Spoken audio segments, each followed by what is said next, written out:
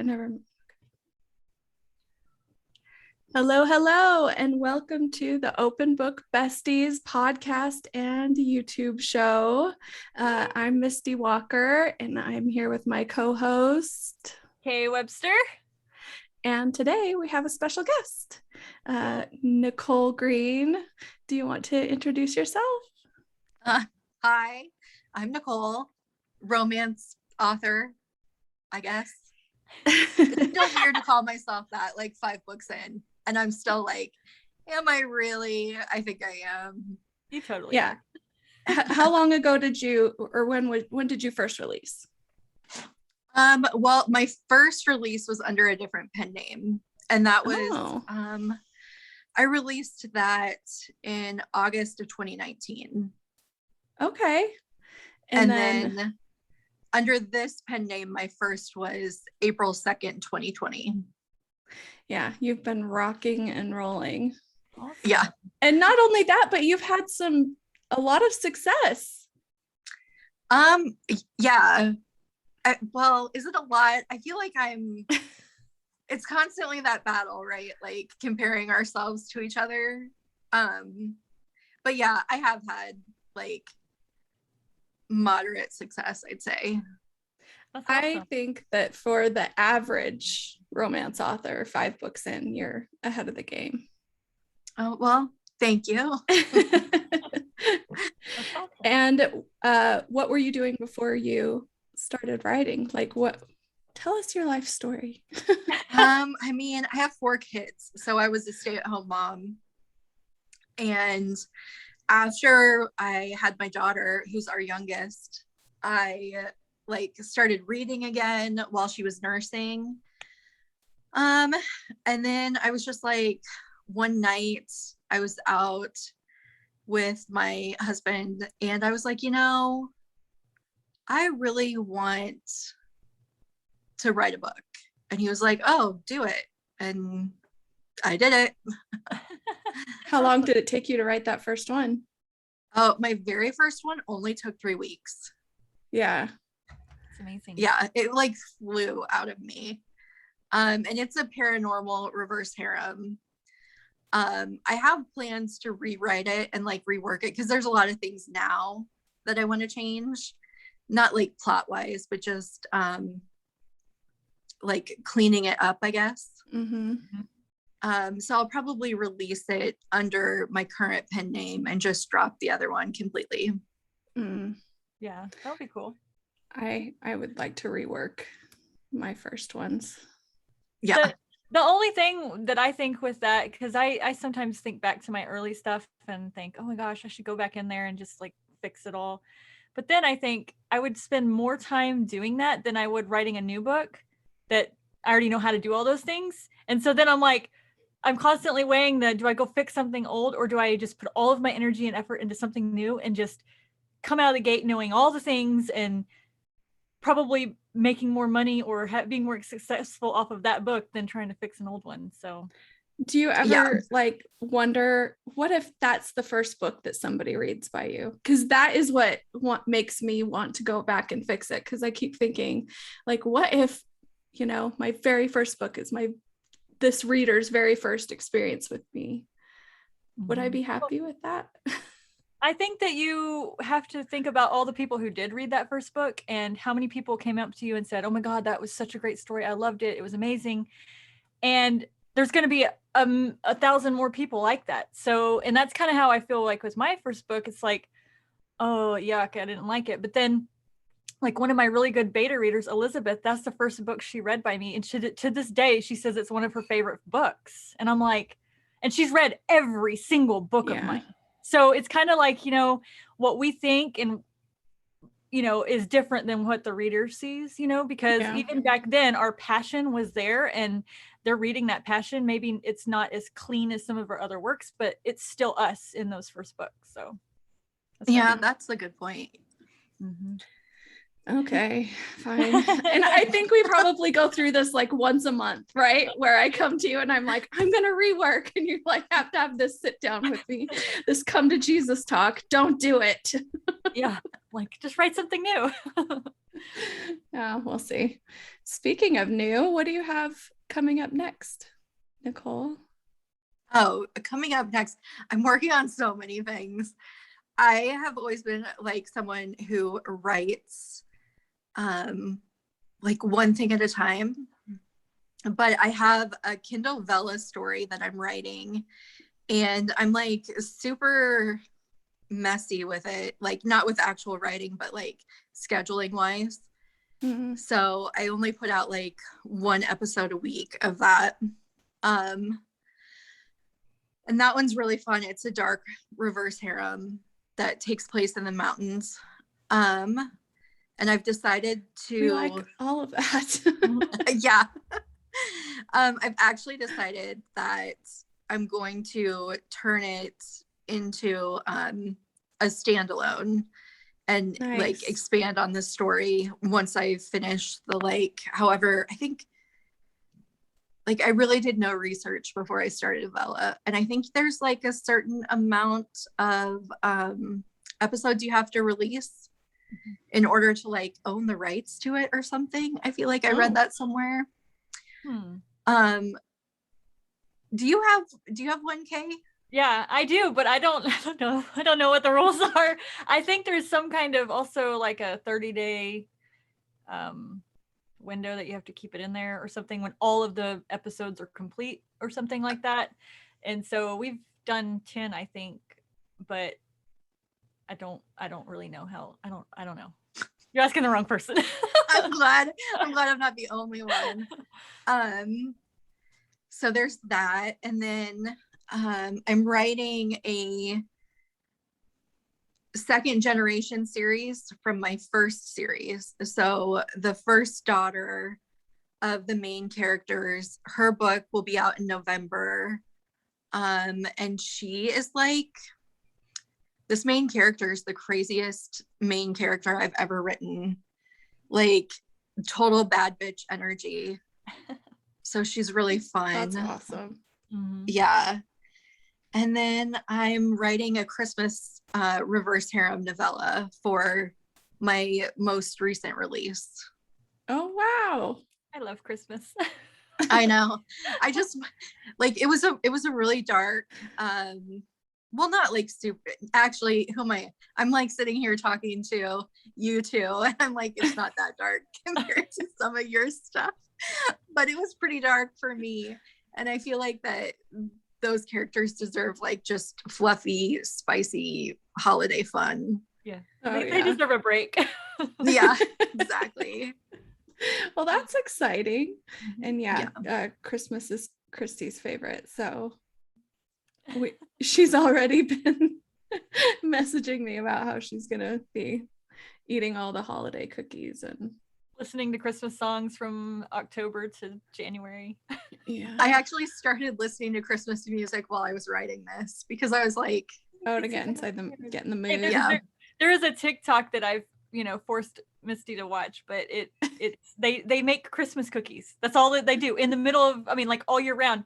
And so sometimes when I'm really just like stressed out, I go over to their little page and I just watch all their little videos of them quickly making cookies, and they play Christmas music in the background, and it is so uplifting. I don't know. I just love it. It's just so calming. Yeah. And that's the thing about Christy is that always like gets people because she writes so dark, and then they meet her or they see her personality online and she's like Christmas fluff personified. It just always throws them off. I know. One time I went to a signing and they said, "You don't look like the kind of person that would write The Wild." And I was like, "Oh." And they're like, you look so sweet. And I'm like, I am sweet. I'm sweet and can still write, salty, I guess. Yeah. That's funny. Yeah. I the first time I read any of Misty's books, I was like I was not expecting the end of Conversion. Oh yeah. I was like, Misty. Mm-hmm. Yeah, well, she got me in Conversion with the whole meat grinder thing with the tattoo. Yeah, that's, you remember? yes. I was just like, whoa, I was not expecting that. yeah, that was. Can I tell you how satisfying that scene was for me to write? I don't even know why, but like I could just like imagine, you know, chunks of skin flying, and I was just like, yes. She says with her sweet little smile. I know. She's like the most innocent, sweet looking person. And then you read that and you're like, what? I'm over here like disturbed. I'm like, my best friend did what now? Well, good. I'm glad that it had that emotion. Definitely. It was a surprise for sure. Have you been to any signings, Nichole, as an author? I know it since, COVID. No, that's one of those like tiers of success for me. Like I'll feel like I'm successful when someone wants me to like go to a convention and like sign their books. I feel like that'll be like a big moment for me. Yeah, they're pretty fun. I think if you guys ever get the opportunity, even if it's like a local one or like in my town, sometimes we have them, like 20 minutes away, there's one that happens. And then there's one that's like 2 hours away. But like, if you ever could find any that were close by where you didn't have to put like a bunch of effort into traveling and staying somewhere or whatever, just try to get on those, because it's fun. And even the people, like, even if you don't think anybody would know you, people come and talk to you anyway. And they get to know you and you get to meet friends. And I think they're really, that's how it was in my first ones. It was like, I don't know any of these people, but, they were coming to my table and talking to me and saying, well, I don't know you, but let me look at some of your books, and they would buy them. And I was just like blown away that they were taking a chance on me. So yeah. I went to a signing in Oregon. It was like a really, really small one, but it had like BB East in there and KK Allen and like some big names, and there were no lines. It was awesome. Devney Perry was there. Like so many of like the authors that I love were there, and that was really, really fun. So if they ever did one, well, I'd like to do Vegas, but we'll see, because that's close to me. I've gone to the Vegas one as a reader.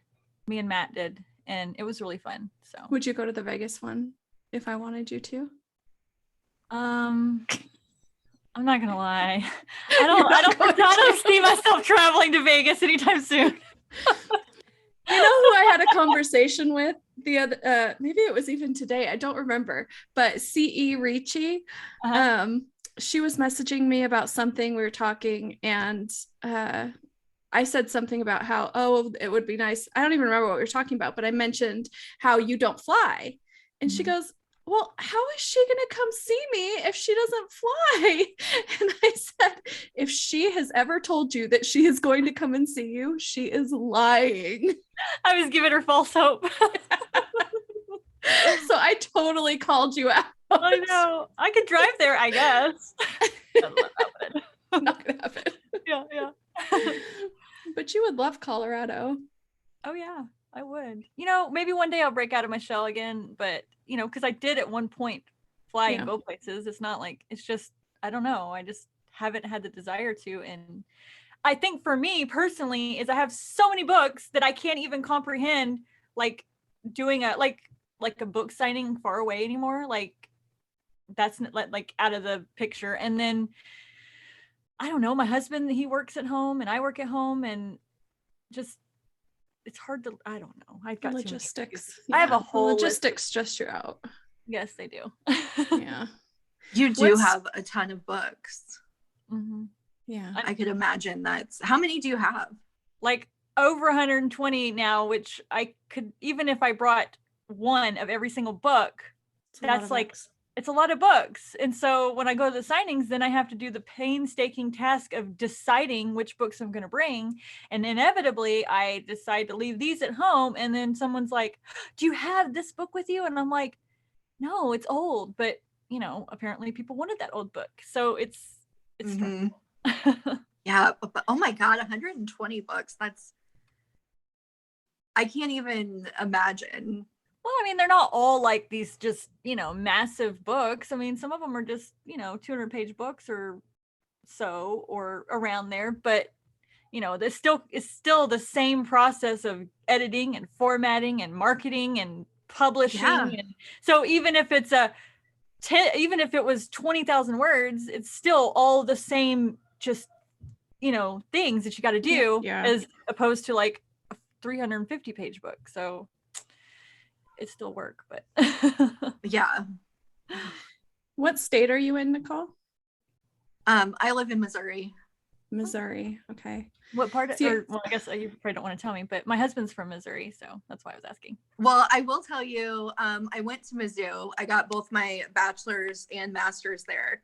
So when I read Hail, I was like, oh, like the little Columbia connection. Mm-hmm. Yeah, my husband's from St. Louis, so we go and travel up there sometimes. But and what's really funny is he jokingly calls Missouri misery all the time. And so we were recently somewhere, and I was reading a card, and it was from his family, and my mom was standing next to me, and I said, oh, it's his family from Misery. And she said, what? And I said, from Misery. And she said, where? She goes, you mean to say Missouri? And I was like, oh, yes, I meant to say Missouri. I mean, I feel like everyone who's lived here, like lifelong, calls it that. It's pretty common. It's just a joke, but obviously I take this joke too far and call it that all the time. I mean, it is though. I feel like everyone lives east. Everyone that we meet or talk, well, I mean, not Kerr, but because she's overseas, but so many people are on the east, and then I'm over here all by myself. I mean, technically we're in the central area, but well, east of me, from okay? You. Yeah. Yeah, like a lot is east of you.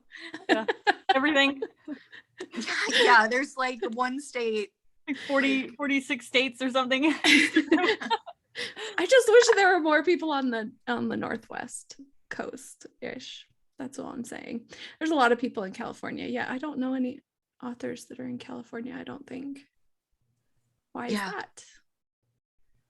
I don't know. Okay, so we're gonna get to the question that we talk about whenever we have a guest.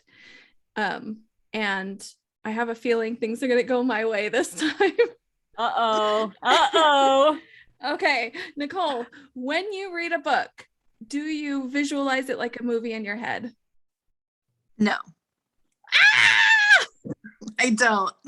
How do you finally have someone on my side? I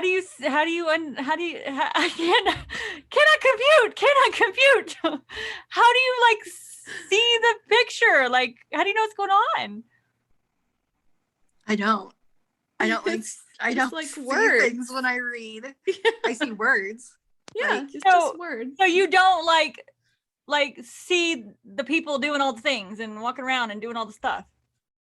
I mean, if I forced myself, I think I could. Like, I don't think I'm one of those people who totally can't, but no, I don't visualize what's happening. It's like your brain just absorbs the movements that they're doing and just pieces it together so you can know what's going on in the story. Yeah. But that's just so crazy to me. Like, I am almost like, whenever I read, it's almost like I'm dreaming with my eyes open. Does that make sense? So like I'm seeing to me. Like I'm just seeing a movie, but like the veil of what's in front of me is gone, and it's like I see this world. Like I don't close my eyes, it's just there. I don't know how to explain it. And I don't understand how you guys don't see it that way. Yeah, no, I can't.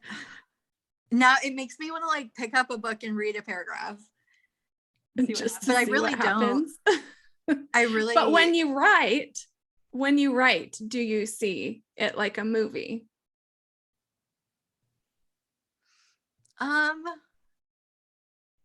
Not while I'm writing, but sometimes when I'm like planning, like mentally planning, but not when I'm typing out the words.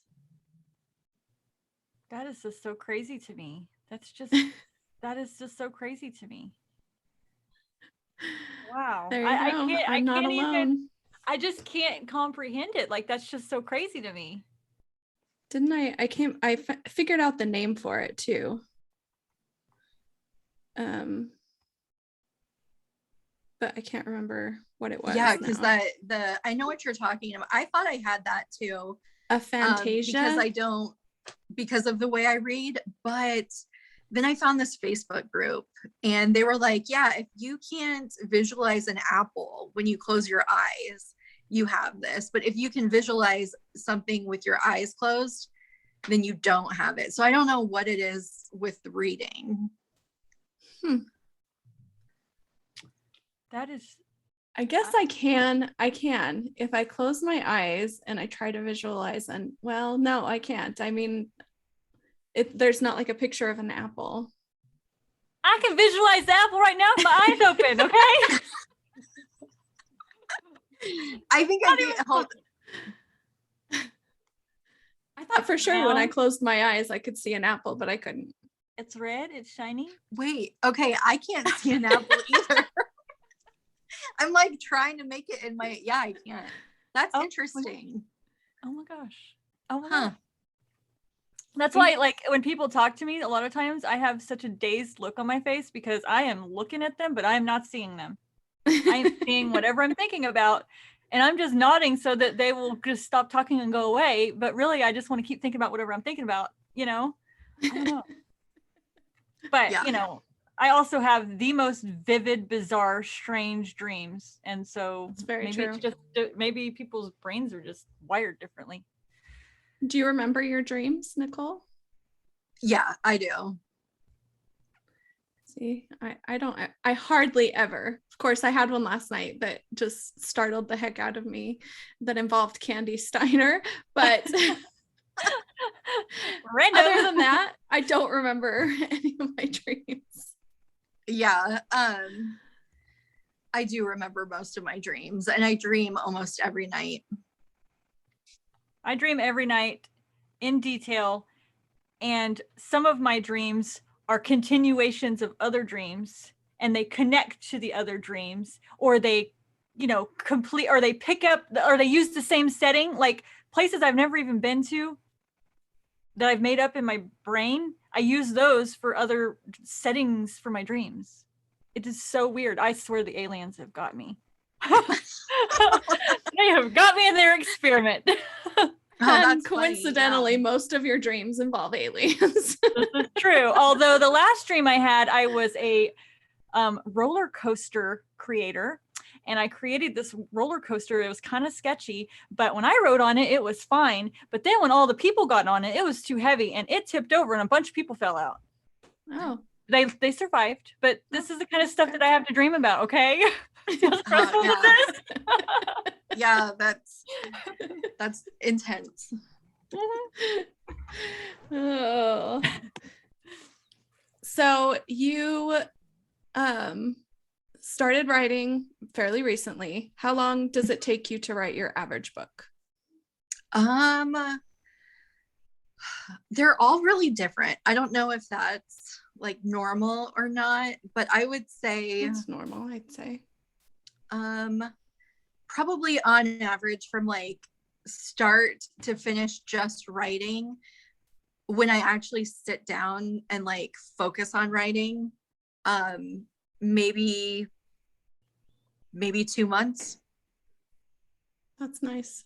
And then getting that, well, that's also because I wait until the last minute. Like, so then I do. I'm setting word count goals of like 5,000 words a day the last like 2 weeks. And I'm like a frazzled mess the whole time trying to do it. But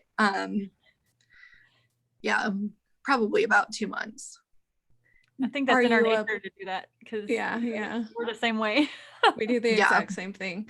It's like I have 4 days to get my book to the editor and I need 30,000 words ready to go. Yes. Mm-hmm.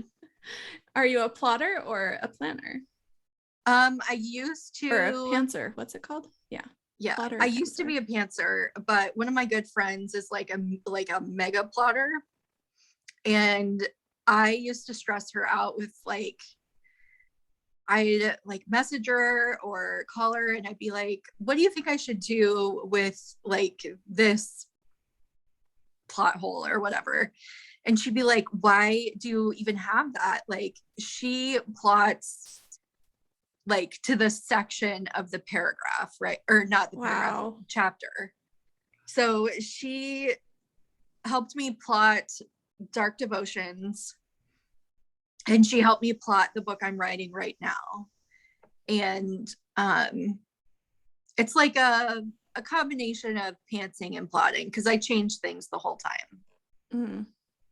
But I would really like to to plot. I think it would make my story go a lot faster, but whenever I do, I just veer so far off course, there's no getting me back on. Well, yeah. My problem with plotting that I've found this pattern within myself is that I will plot it all out, and then I think to myself, well, I'm done.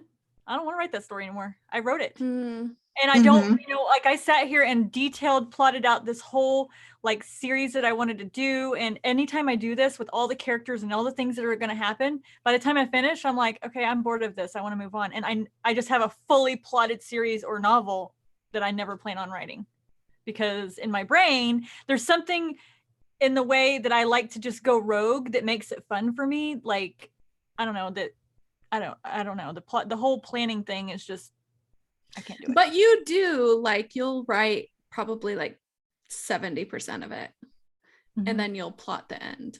Yeah, because because it's like, okay, I have to hit these 5 major points, and then, but even still, when I do that, I'll think, did I write that already? Like I kind of second guess myself. Because I remember writing down the notes, but then I'm like, did I write it in the story? So I don't like it. Yeah. I think it would make my writing go so much faster if I knew which direction I was going, but I think I'm like you. I think, and I think also after I've plotted it and then I start to go off course, I'm like, well, forget it. I'm not going to even try anymore. And then I just toss my plans. And then it was all this wasted time of plotting that you could have been writing. Yeah. That's what I see. All right. I guess I'll just stick with what I have and be happy with it. I'm just constantly like trying to figure out how to do things better with my writing, because I would like to not stress out like so much towards the end, like towards my editing date. Well, I think that's why it's best to just try to, like you said, like build up some stories to where you're not writing for these deadlines. You have books to fill those deadlines, but then I'll never write it because I don't have a deadline. Okay. If I do not have a deadline, I'll just procrastinate. Yeah. So I have to, like, even if they're like self-imposed deadlines, if I don't have a deadline, I'm like wasting time on TikTok or reading a book. Yep. Usually that I've already read, because I love to reread. But do you? Yeah. I do. That's too. Interesting.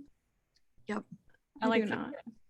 I like to reread, because it's like, especially if it's a book that you really, really love, because then it's like, what's going to happen. You get to, like remember parts, and you remember dialogue, and you want to hear it again, or read it again. And it's just comforting. I don't know. I like it. But that's interesting to me, because you plot out your book and then you're like, oh, I'm done, and walk away from it. But you'll reread even knowing what the story is. Yeah. Well, because the books make you feel something, right? Like you want to reread your favorites. Yeah. Like I have favorites that I read when I want to like have my heart ripped to shreds, or if I need something that like is going to make me really like uncomfy, because I'm weird like that. What are your favorite rereads? Okay. Teardrop Shot by is it Tijan? Mhm. Is that how you say her name? I think so. That one's amazing and it always makes me cry. My other rereads. I'm looking at my shelf, sorry. Credence by Penelope Douglas. Oh, I've that's a reread really good that like one. 3 I love times. that book. It's so good. I still haven't read it, but I want to. It drives me nuts that you haven't read it but it's your oppositional defiance disorder coming in, because whenever I love something so much I want you to read it, you're like, I'm good. It's a good one. I've actually read Hail the Wild and the Free a couple times too, because those were my first ever like incest romances. And I was literally so uncomfortable with which one did I read first? Hail. But then I was like, I loved it so much. Like, I don't know how you can be such a genius to write a story that is like that makes you feel so much, even though it's like taboo. It's just, I love them. I think it's because I love the character so much, and that makes you guys love them.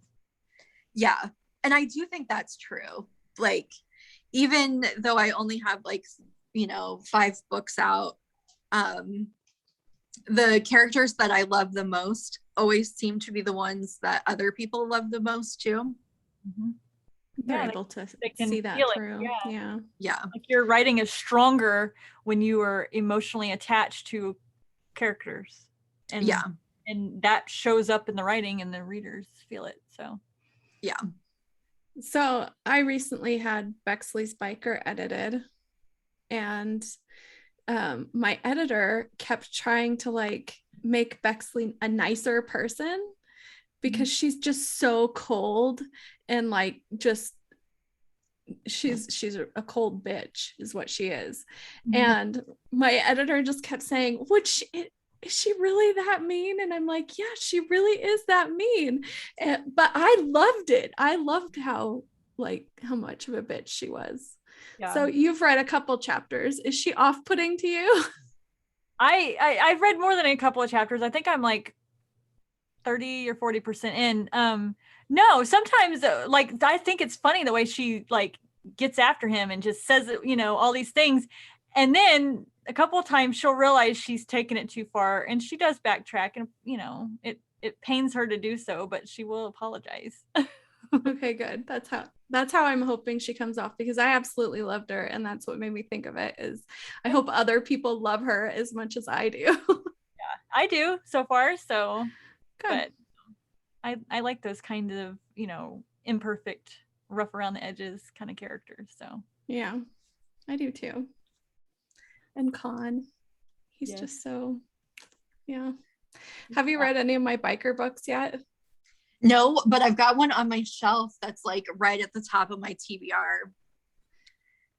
I'm such a mood reader, so like unless it's like a billionaire asshole, like I could read those anytime, but like for all the other genres I have to be in like a certain mood. That Christy thing was just saying that. No, I was just saying, okay, so it's funny that you were about to bring up the same thing I was about to bring up, but yeah, I knew. This is a good question. Our readers can think about it too, but what is for your go-to character, your favorite character that you seem to pick out of all the stories that, and so for me personally, I've realized that the character, it doesn't matter if it's a billionaire story or if it's a YA sports story or if it's a, fantasy romance or whatever, the same character that I always tend to gravitate toward is the cold, emotionless, hard as nails. You can't get in my fortress of my mind or my heart. I don't like anybody, especially don't like you. I'm arrogant and, you'll never get to my level. You're not good enough. Like that kind of character, because it's just, they're so impenetrable that when you finally break in and you get their little bit of sweetness or their little bit of softness, it's so much better because you like work so hard to get to it. And I just realized that every single character that's like that, no matter what book it is, they will be my favorite character and it will be one of my favorite books because of that character. For sure. Definitely. So you have those kinds of characters too, like that are your favorites, like that no matter what kind of book it is, that those personality traits or those, you know, vulnerabilities or whatever grab you every single time? Yeah. And it's pretty much the same as you. Like, I do not, I mean, there's definitely a time and a place for like the sweeter, softer alpha leads, but I will 100% fall for like the dick every single time. Well, you know, can I say that word on your podcast? I've already cussed like 4 times, so you're okay. Okay.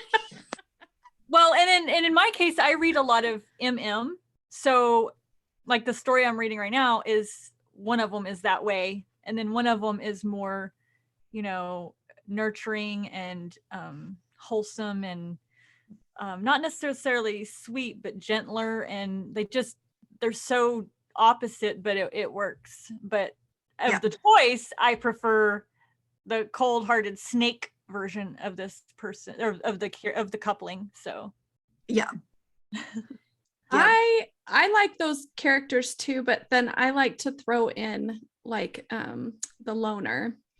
Like I just read a book by J.B. Salisbury. I don't even remember what it was called, but the ones that like have to go out into the wilderness by themselves, and they're recluses and introverts and nobody can get close to them. Like if there's a character like that, I'll fall for him every time. Every time. Yeah. And also I'm listening to Pepper Winter's Fable of Happiness, and he is exactly that character, so you're in your happy zone. I'm in my happy zone with that book. So those are mine. What are you currently reading right now? I'm listening to you're an audiobook person. Yay. Well, loosely. I'm listening to The Takeover by T.L. Swan. Oh yeah. That's really good. And I only listen to hers because they come like free with the book. Oh yeah, right. Yeah. Otherwise I have a lot of trouble getting into audiobooks because sometimes they don't sound the way I want them to sound in my mind. So T.L. Swan always has really good narrators. She does. Yeah. So I'm listening to that one. And what am I reading? Oh, I just started Hush Money by B.L. Mute. Oh, I've been wanting to read that one. Yeah, I have that one on my Kindle. I just haven't had a chance. Yeah, I do too. Been super busy, but it is on my Kindle. Because it's like a stepdad and dad, right? Like love triangle. It's got some taboo. Am I thinking of the right one? It's stepdad and stepbrother. Oh, yeah. Stepdad and stepbrother. Okay. Yeah. And yeah, I'm still at the beginning. I just started it the other day. And then before that, I've read a lot of books this month, and now they're all like merging together, blurring into one. Yeah. But the last like 5-star amazing, will definitely reread book I read was Lessons in Sin by Pam Godwin. Oh yeah. Because I fucking love, sorry. You're fine. I love a priest romance. Because those are so forbidden. Yeah. And that's a Constantine book, right? Tinsley. So it's in the same series as like. It's in that Midnight Dynasty world, yeah. Yeah. That you did the Cinderella books for. That's his little sister. That's Winston's little sister, Tinsley. Oh yeah. So. Right. Oh. Yeah. It's all connected. Yeah, and yeah. So that's his little sister is in that book, and then in my series, he's the cold, cruel, rich, heartless billionaire in my story. So. Wait, which ones? Stroke of Midnight is the first one. Oh. Prince Charming and The Glass Slipper, and those he knows, or well, it's his sister. Tinsley is his sister. So. Oh, okay. So you Those get to have been Tinsley in my books and the other siblings. So. Oh, fun. Okay. Yeah. I didn't realize they were like in an interconnected world together. Yeah. Oh, So that's fun. And Jade West has one that's connected. Mm-hmm. And is it Becker Gray? Is that one that's connected? Amelia Wilde. Oh yeah. And Molly O'Keefe. Are those ones out? Yeah. Mm-hmm. I need to catch up. I haven't been doing a lot of reading lately. What I have been reading has gone slow for me. I go through phases. I hear you. What are you? I know what you're listening to because you're listening to. I am listening to the Captive Prince trilogy by C.S. Picot. Is that right? And it is so good. Like, so good. I'm obsessed. And I listened to the entire audiobook of the first one yesterday, and I'm like halfway through the second one today because that's all I've been doing. And there's one more, and I'm gonna be sad when it's over. But I feel like this is gonna be one of those series that I re-listen to a lot because I just really have enjoyed it. But it's very like Game of Thrones, but male. Like they're the main love interest. But it's super slow burn because they haven't gotten together yet. So I mean, there's lots of things that happen, but those two, you know, it's just all these lingering looks and all this stuff, and it's just eating me alive. I need them to get together. But and then I'm eyeball reading Misty's book, Bexley's Spiker, and it's really good. So I have to like take turns on my reading, just depending on what's going on in my house right at that moment. So, you know, so like I can't sit over there and read while my husband's watching a TV show. I'll have to go over and, you know, sneak my earbud in my ear and listen while we're watching TV. And I'll listen to my book. So he thinks you're paying attention. Yeah. That's funny. I am, like I said, I'm listening to Fable of Happiness. And then what did I just start reading today? Lindsay Beck sent me an arc of her book that's going to be coming out soon. I wish I knew when, but it's called In Death I Live. And I'm a couple chapters into that, and it's really, really good. Oh. And then I also started Promises and Pomegranates by Sav R. Miller. I read a couple chapters of that while I was away over the weekend, and that one was really good. But I'm debating starting Captive Prince, but I listened to the little sample, and I'm not sold on the narrator. I don't know. He's totally just, it's one of those. He sounds so old. You know, but I think it's just, he's good. I don't know. He totally just sucks me in and does all the little voices of everybody, and it's fine with me. Kind of like, who's the guy that did All for the Game series? That was, what was Alexander?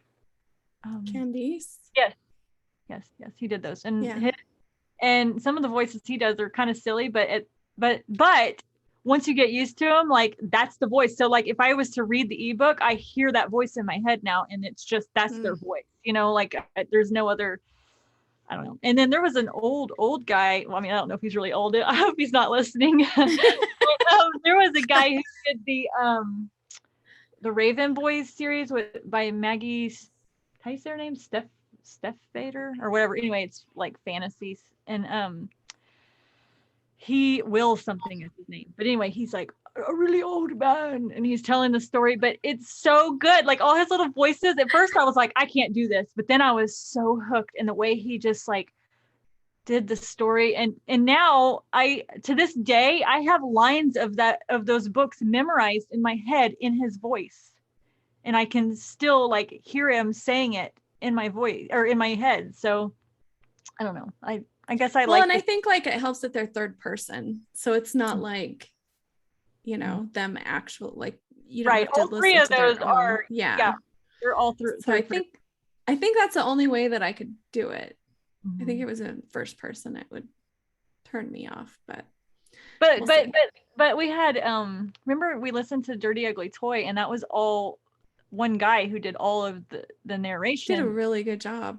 Yeah, and to me, I was convinced listening to him do the girl's point of view. So yeah. I mean, you obviously know it's a man doing it, but it still was like different enough and interesting enough that it like was okay. So yeah, I think it does. It just depends. It depends on the book. I don't know. I don't really like royal stories. You like Game of Thrones though. Yeah, but I mean like just the prince trope, you know, or king trope. It's not really my favorite. I don't know. I think like Nichole was saying, it's like mood reading. You know, if I'm in the mood for it, then I'm all about it, you know, and then after I finish it, I might be done with royalty for a while and move on to, you know, whatever, like vampires or whatever, like just whatever I'm feeling at the moment. So yeah, you just have to go with what you're in the mood for. Yeah, I haven't read any kind of royalty in forever. I can't even remember. It was like 2 years ago, I think, since the last time. It was really super popular for a while, and then it kind of isn't as popular as it was. Yeah. But I need like every once in a while, I just need something that will like shock my system, because I get to be reading or listening to the same kind of stories over and over. And so I was looking for like a paranormal, like a wolf shifter. And you know, I don't really like wolf shifter, but I think if it were the right one, then it might just be like the shock that I need, just something completely different than what I'm used to. So I'm asking for recommendations from either of you. I don't okay, hold on. Putting you on the spot. Without my Kindle app open, I'm pretty worthless because I can see like the covers but I can't remember the names. Okay, you'll have to get back to me because I need something to get me back into. And the only one I know of is you've already read and listened to. Oh yeah, I guess I could re-listen to Wolfsong. Yeah, Wolfsong. Have you read those books, Nichole? TJ Klune? Yeah, no, I haven't, but I actually just remembered. Just a second. Oh, yeah, this one. Oh, okay. By Mackenzie Hunter. It's like super slow burn, and like honestly, the romance isn't that heavy, but I loved it. It's a 7-book series though, and they're pretty thick for. Oh, yeah. That is a kid commitment. Wait, yeah, it's like a cliffhanger on each book. They're not like terrible cliffhangers. Like you could definitely stop and then pick back up. But it's a continuation of the same couple? Yes. Yeah. And Ethan is like one of my favorite male characters of all time. Oh, wow. He's like a huge dick. And I just love it. I just love it. I love when they're so like cold and not caring. There's actually a whole series from his perspective too. Oh wow. Yeah, that's I have a hard time with books that like it used to be a thing more so than now, but where they would do the whole story and then do it in the male perspective. And then people started getting the dual, but before they would do that, and at first I was like, oh yay, I get to read his perspective, but I guess I remember things pretty vividly and scenes, so that I was kind of like, I already know the story. It was boring to me. Like it wasn't anything new to offer, you know, like my brain had already supplied all the guesswork in between. So it was like nothing new or exciting. And I don't know, those just aren't my favorite, because I, you know, if I'm going to read it from their point of view, I want it to be a whole new story. So, you know, like they can continue on their way and do other things, and then we get their point of view, but I don't want to rehash the same exact timeline. Yeah. Yeah, I found that out because I read 50 Shades of Grey and I enjoyed it. And so then I tried to read the one that was from his point of view, Grey. And I just felt like, oh, I kind of already know all of this. Right. Yeah. It kind of just didn't really, nothing new is offered to, I don't know, if it would have like gone off to like, it's like a fourth book or something, or it picked up at the end of the other one, but it only did his point of view, that would be cool. You know, I don't know. Yeah. I like it. Great. Okay. We have like 5 minutes left. So I thought it would be fun if we did like some rapid fire questions. Oh, at first I thought you were going to say some rapping, and I was like, I'm not good at rapping, but okay. The funny thing is that if I did say that, you would totally come up with a rap like that. Oh gosh, I thought you're talking about rapping. I'm thinking wrapping paper. Like we're all in our own little world. We really are. Apparently, I need to enunciate. Okay, are you ready? Yeah. We'll go Nichole, Kay, and then me. Okay. What's your favorite drink? Tea. Coffee. Coke. I used to drink a lot of coffee, but no, I haven't been. Okay, rapid fire. When are you most productive? Like evening. Morning. Night. Like 2 a.m. Who is your inspiration? Rapid fire. Gosh, I guess probably my mom. Harry Styles. You said answer honestly. I'm just kidding. He's your inspiration. Yes. Yes. I'll say my mom too. Summer or winter? Winter. Winter is coming. Summer. I don't want summer to end. I hate let's see. What's another good one? Your favorite cake flavor? Chocolate. Chocolate. Vanilla. What subject were you worst at in school? Math. Math.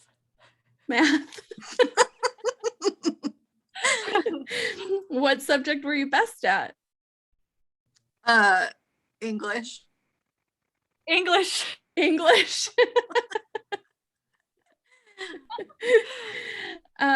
What scares you? Snakes. Can I guess what you're gonna say before you say it? Me? Sure. Yeah. Because I can't think of anything. Mice. Oh yes. Yes. Mice, spiders. I can't. Cats or dogs? Oh, both. Yeah, both. Dogs. I had too many bad experiences with cats. Let's see. What's another good one? Sunrise or sunset? Sunrise. Sunset. What's your favorite color? Blue. Black. What's your favorite food? Strawberries. Mashed potatoes. Wait. I don't really have a favorite food. Food is just always like there. I'd rather have my favorite drink. What animal would if you could be any animal, what would it be? Shark. Oh gosh, I don't know. My dog. Blue lives a pretty good life. I think I'd want to be a walrus just so I could be fat and happy. And nobody's gonna make you change, you know? Nobody ever body shames a walrus. Let's see. What's your favorite flower? Tulips. Tulips are mine too. I like I can't even think of the word. I do like daisies. Favorite. I know. Well, you know my brain. I can't even come up with my kids' birthdays on the spot or their names for that matter. Wait, I have kids. Do you have any tattoos? Yeah. I already see you have one on your shoulder blade. Yeah, that's the only one. Does that represent your kids? Yeah. Oh, that's sweet. Oh, thanks. Okay. I have till death. Yep. And I have a couple. Okay. Oh, the question that popped up was, what's your favorite position in bed? I don't think they mean in like the dirty sense, but still it just reads a little weird. Oh. And I don't think any of us are ready to give out that much information. Yeah. What's the weirdest thing you've ever eaten? A beetle in Costa Rica. A great mystery casserole at a funeral one time. Oh. I had calamari, and that's as weird as I'm going to get. Okay. That ends this round of rapid fire questions. My awesome transitions. Nichole, it was so fun to have you here. Thank you so much for joining us.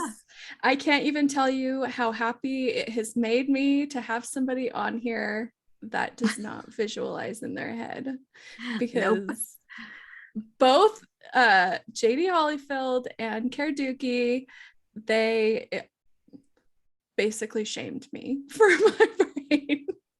Oh no, so, we don't do that here. Odd man out. Yeah. So I appreciate that. Thank you. Yeah, anytime you need my like non-visualizing backup, I'm right here. To validate me. Yes, I will be using you to validate me from now on. Tag me anytime. Okay, we will be back in 2 weeks. We never know who will be here, and honestly lately we don't even know if we'll be back in 2 weeks, but dang it, we try. What we'll talk about, but I do know that we would like for you to subscribe. Okay. Oh yes. So if you're on the podcast, you need to subscribe so that when we do have a new episode, it will notify you. And if you like the YouTubers, you guys can subscribe, and anytime we make a post, you get to see our pretty faces. Yeah. And send us a comment. Tell us what you'd like to see, who you'd want us to interview next. Yeah, if they will ask anyone. Yeah, if they comment on this episode, like questions or any feedback or, anything, we read those and we, put them into the next episode. So yeah, definitely. All right. We will see you next time. Thanks, Nichole. And thanks for having me. Bye, guys. Bye.